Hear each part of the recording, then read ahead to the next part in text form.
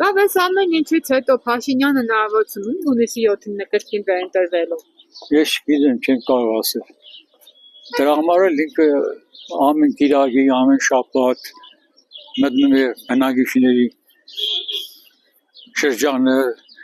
ինչ ասես որ չի անում, մենակ են բանի համար, որ դրա ատորից չզրկվի։ Էսենք ընդրված, էլի մենք նույնը չենք։ Չէ, ինձ պետք չէ ինք եղնի։ Մեծ մարդ կա, որ քաղաքականությունը գիտեն, այն չէ, պետությունը, երիտասարդությունը, մանկությունը, մանուկների հարցը բոլորին լուծի։ Նպաստ տալով չէ, նպաստ երեխակ բերել փող կուտա, մեզ պետք չէ այդ փողը։ Դու աշխատատեղ դուր երիտասարդություն։ Կանգնեցնեք բոլոր երիտասարդներին հարցերեք, ով աշխատատեղ ունի։ Բանակից գալիս են ոչինչ չեն անում երբ տղաները, ում է պետք։